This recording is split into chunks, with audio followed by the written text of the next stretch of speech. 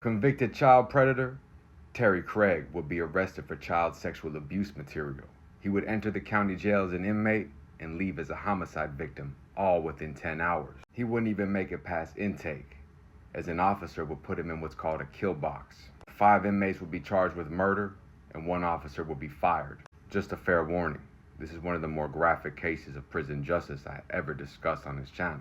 A kill box is when an officer puts a chomo, rapist, pedophile, scumbag, coward piece of shit in a cell where he shouldn't be, walks away for 15 to 25 minutes, and the inmates do a community service. It would leave 1 officer fired and 5 inmates charged with murder. Warning, this is graphic.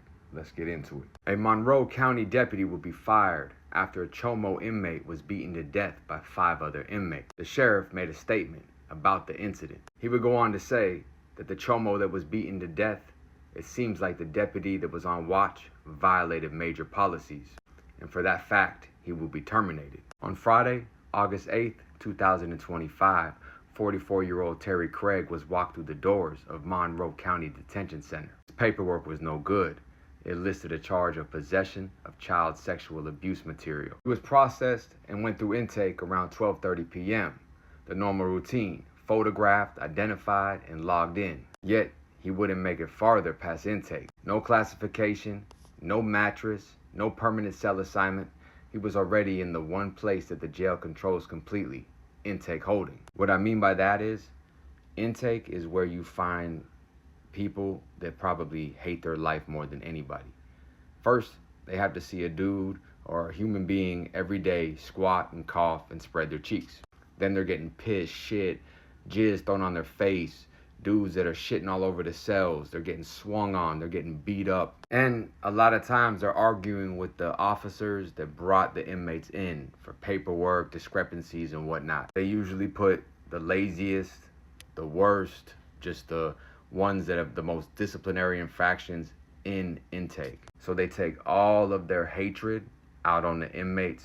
However, for them to set up a kill room on the intake floor took some real courage, or some hatred, probably both, as this piece of shit was no longer a new booking.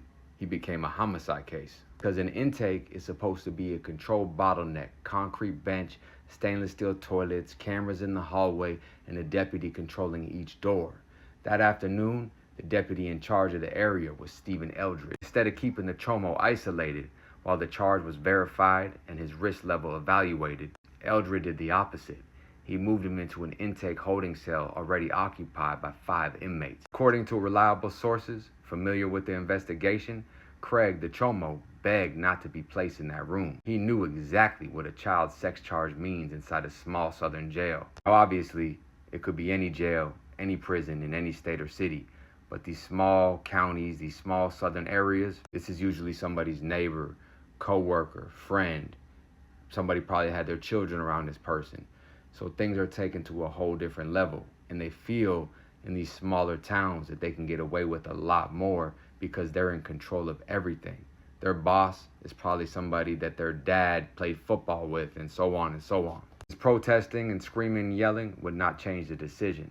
The door shut behind him and was latched shut. On the logs, he was still in intake, awaiting the next step. In reality, that room was just the beginning of the end, the kill room. We call it a kill room for the simple fact that the windows get boarded up, the cameras don't work, staff shortage, you've heard all the excuses, and nobody hears the screaming. They might say he put a plastic bag in his mouth or whatever it may be. And the officer knows he's got 15 to 25 minutes to do rounds, to deal with an issue, an escalation, whatever he wants to call it. And anybody that sees that, any inmate that sees 5 men brutally doing what I'm going to describe happened in the case file, they're not going to tell shit.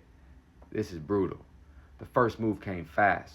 Once Craig was inside, the other inmates covered the narrow cell window with paper and cloth, blocking the line of sight from the intake corridor. From the outside, it now looked like any other closed door. The camera in the hallway could see the frame, but nothing inside. According to the timeline reconstructed by the state investigator, roughly 25 minutes passed with that window blacked out. Why that's such a big deal is in intake, they're supposed to walk by a cell every 5 minutes. And it is impossible for you to cover that cell window because they're watching every single cell and you have no property. As no officer walked by that door and demanded them to take the obstruction off of the window, no welfare checks, no rounds were conducted where they look into each cell, ask questions, see if anybody needs anything. Because in intake, you walk by one cell, everyone said, "Hey, sir, Sarge, I need help with this. Sarge, what do I do?" It's very rare that you see an officer that courageous, that ballsy, set up a kill room in intake. In a room designed to be a holding point under constant observation, Craig the Chomo was effectively sealed off, trapped in a box. And the brutality that would happen next would only be seen by 5 inmates. The 25 minutes. Inside that blocked off intake cell, the attack began. From witness statements and internal reports, investigators pieced together a sustained beating, not a quick scuffle. Craig was swarmed immediately, punched, kneed, and driven into the walls and fixtures. His head was slammed into the metal toilet again and again until his teeth snapped and enamel and blood mixed into the toilet bowl, holding him there as he choked and inhaled the same water every man in that room had already used. They did not flush that toilet. Then he was made to bite the bench, his mouth forced down on the edge before being struck so that the bone and metal met with full force. As he dropped, they football kicked his body around the concrete floor, and allegedly one attacker lifted a piece of broken concrete and brought it down onto the Chomo's skull hard enough to cave it in. Think about that. For the entire 25 minutes, there is no record of a scream being answered, no radio call, no interruption, only the violence inside and the silence outside. When the cell door finally swung open, what staff saw was not a new intake, but a disaster. Craig would lay on the floor in a mix of blood, water, and waste, his clothing soaked, his face swollen and destroyed beyond easy recognition. His teeth were shattered, his head showed obvious trauma, his body was limp. Emergency measures began in the hallway, attempts to clear his airway, check for a pulse, and stabilize him enough for transport. Every second at that point was just trying to claw back time that had been lost during the 25 minutes the window was covered. The ambulance would rush him to the Baptist Health Medical Center. Doctors there worked to resuscitate him, but the combined damage, brain injuries, facial fractures, the effects of the beating were just too much. Shortly after 10 p.m., hospital staff announced Terry Craig, the Chomo, dead, and the case shifted instantly from a jail incident to a homicide investigation. With the death in custody, especially inside of an intake cell, Arkansas State Police Criminal Investigation Division, the CID, would step in. They secured the intake area, photographed inside the cell, and documented the covered window, broken material, and the pattern of blood and water all over the floor. They pulled the hallway video, confirmed when the window went dark, and measured the gap before anyone opened the door. They collected clothing, any loose fragments of concrete, and every log entry from that shift. Deputies and inmates housed in the surrounding area were interviewed about what they had heard, saw, and knew about the Chomo Craig and his charges. From those interviews, 5 names emerged as the primary suspects that were inside of that intake cell. The investigation's early conclusion was blunt. This was not a spontaneous shove in the hallway. It was a sustained group assault in a room that should have been under constant direct control of staff. Within days, state police obtained warrants for the 5 inmates who had been locked in the intake cell with Craig. The 5 inmates, all charged with murder: Gregory Otis, Tiberius Johnson, Antonio Aldridge, Rico Branscombe, and Carmelo Hawkins. Each man was charged with first-degree murder, first-degree battery, and engaging in violent criminal group activity.